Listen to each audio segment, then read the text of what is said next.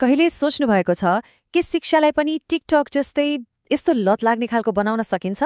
सुन्दा अनौठो लाग्ला, तर ड्युओलिङ्गोका संस्थापक लुइस भन आन वास्तवमा यही प्रश्नको जवाफ खोजिरहनु भएको छ। आज हामी उहाँकै यात्रालाई अलि नजिकबाट हेर्नेछौँ, कसरी उहाँले सोशल मिडियाका आइडियाहरू चोरेर सिकाइलाई नै पुरै बदल्ने कोसिस गरिरहनु भएको छ। आजको हाम्रो यो यात्रामा हामी 5वटा मुख्य कुराहरू हेर्नेछौँ। हामी सुरु गर्नेछौँ एउटा असमान सुरुवातबाट, ग्वाटेमालाको एक व्यक्तिगत समस्याबाट। त्यसपछि शिक्षाको लागि एउटा ठूलो मिशन कसरी बन्यो अनि त्यसलाई पैसा जुटाउन कस्तो चलाक फ्रिमियम मोडल अपनाइयो भन्ने कुरा हेर्नेछौँ। र सबैभन्दा रमाइलो कुरा, सिकाइलाई कसरी लत बनाइयो अनि अन्तमा स्क्रिन समयको भविष्य कस्तो हुन सक्छ भनेर पनि कुरा गर्नेछ। अब यो भनाइलाई हेरौँ। लुइस भन आन भन्नुहुन्छ, मैले सधैँ शिक्षालाई उल्टो रूपमा देखेँ जसले असमानता ल्याउँछ। यो भनाइले नै उहाँको पुरै यात्राको जग बसालेको हो। हामी सोच्छौँ शिक्षाले समानता ल्याउँछ, तर सोच्नुहोस् त, के व्यवहारमा ठिक उल्टो भइरहेको छ? ल, अब कथाको सुरुवाततिर लागौँ।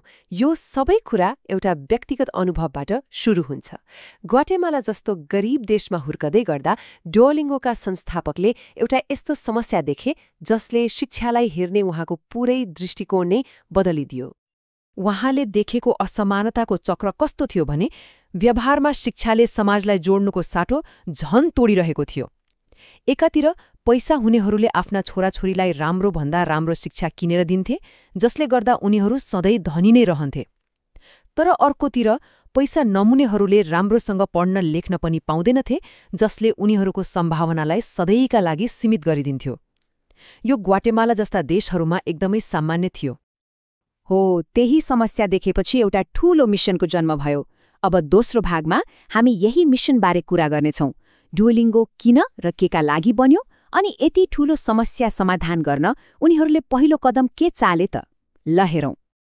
2 अर्ब, यो कुनै सानो नम्बर होइन, होइन र? यो त संसारभरि विदेशी भाषा सिक्न चाहने मानिसहरूको सङ्ख्या हो। यही विशाल बजार देखेर नै डुओलिङ्गोले निर्णय गर्यो कि उनीहरूको यात्रा भाषा सिकाउनबाटै सुरु हुनुपर्छ। भाषाबाटै किन सुरु गरियो त? यो कुनै रहरले गरेको निर्णय थिएन, एकदमै सोचेर चालिएको कदम थियो। किनभने संसारका धेरै देशहरूमा अङ्ग्रेजी जान्नु भनेको सिधै राम्रो जागिर र धेरै पैसा कमाउनु हो। यो गणित वा फिजिक्स पढे जस्तो होइन, जहाँ ज्ञानलाई पैसामा बदल्न वर्षौं लाग्न सक्छ। अङ्ग्रेजी सिकाइले मान्छेको जीवनमा तुरुन्तै आर्थिक सुधार ल्याउन सक्छ। तर यहाँ एउटा ठूलो प्रश्न उठ्छ। यदि शिक्षा सबैलाई सित्तैमा दिने हो भने पैसा चाहिँ कहाँबाट आउँछ? हो, अब तेस्रो खण्डमा हामी यही प्रश्नको जवाफ दिने एउटा एकदमै चलाक बिजनेस मोडलबारे कुरा गर्नेछौँ। यो यस्तो मोडल हो जसले धनी गरिब सबैका लागि शिक्षालाई सम्भव बनाइदिएको छ। यो मोडललाई भनिन्छ फ्रिमियम। यसको कन्सेप्ट एकदमै सिधा छ। डुओलिङ्गो चलाउनलाई कुनै पैसा लाग्दैन, यो पुरै फ्री छ। तर यदि कसैलाई बीचबीचमा आउने विज्ञापनहरू मन पर्दैन भने थोरै पैसा तिरेर त्यसलाई हटाउन सकिन्छ। अब हेर्नुहोस्, यो मोडल कति चालाक छ। सामान्यतया अमेरिका, क्यानाडा जस्ता धनी देशका मानिसहरू जो सम्पन्न छन्, उनीहरूले विज्ञापन हटाउन पैसा तिर्छन् र उनीहरूले तिरेको त्यही पैसाले ब्राजिल, भियतनाम वा ग्वाटेमाला जस्ता देशहरूका प्रयोगकर्ताहरूका लागि शिक्षालाई सित्तैमा उपलब्ध गराउँछ। एक हिसाबले हेर्ने हो भने यो सम्पत्तिको पुनर्वितरण जस्तै हो। धनी मानिसहरूले थाहा पाएर होस् वा नपाइकन संसारभरका अरू मानिसहरूको शिक्षाको लागि पैसा तिरिरहेका छन्। ल, अब आउँछ सबैभन्दा रोचक पाटो। डुओलिङ्गोको सफलताको सबैभन्दा ठूलो रहस्य त्यो हो सिकाइलाई सोशल मिडिया जस्तै लत लाग्ने कसरी बनाउने। यहाँ एउटा एकदमै ठूलो चुनौती छ। सोच्नुहोस् त, हातमा स्मार्टफोन छ। अब सिक्ने एपले टिकटक, इन्स्टाग्राम र गेमहरूसँग कसरी प्रतिस्पर्धा गर्ने? मनोरञ्जन त केवल एक औँलाको दूरीमा छ। डुओलिङ्गोको जवाफ ब्रोकाउलीलाई डेजर्ट जस्तै मिठो बनाएर, मतलब सिकाइ जस्तो अलि झन्झटिलो कुरालाई पनि मिठाई जस्तै रमाइलो र आकर्षक बनाइदिने। अब यो कसरी गरिन्छ त? डुओलिङ्गोले सोशल मिडिया र गेमहरूबाट 3वटा शक्तिशाली तरिकाहरू सिकेको छ। पहिलो हो स्ट्रिक। यो भनेको तपाईले लगातार कति दिन सिक्नुभयो भन्ने काउन्टर हो, र त्यो चेन तोड्न कसैलाई मन लाग्दैन। दोस्रो, AI पावर्ड नोटिफिकेशन्स। यसले ठ्याक्कै तपाईँ फुर्सदमा हुन सक्ने बेला पारेर रिमाइन्डर पठाउँछ। र तेस्रो, सायद सबभन्दा चर्चित, त्यो हरियो उल्लुको अलि प्यासिभ एग्रेसिभ खालको रिमाइन्डर जसले तपाईँलाई फिर्ता आउन कर लगाइरहन्छ। अब यो स्ट्रिकको आइडिया कति शक्तिशाली छ भन्ने कुरा यो नम्बरले देखाउँछ।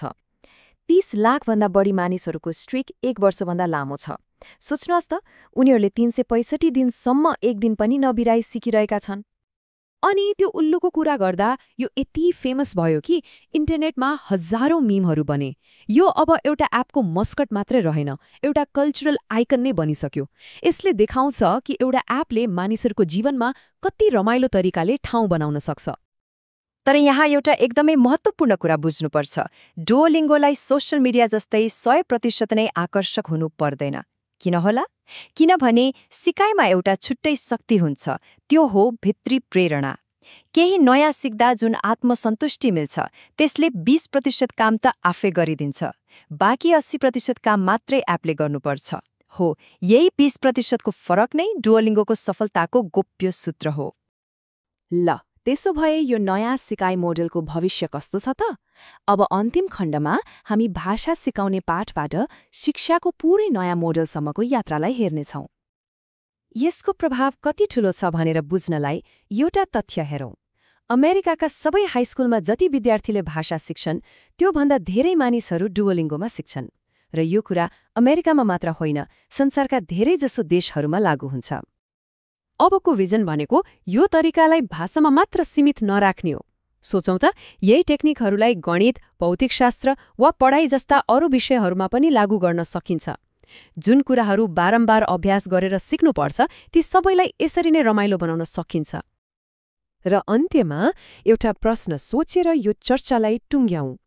के होला यदि हामीले स्क्रिनमा बिताउने हरेक मिनेटलाई खेर फाल्नुको साटो त्यसलाई केही नयाँ सिक्ने अवसरमा बदल्न सक्यौं भने?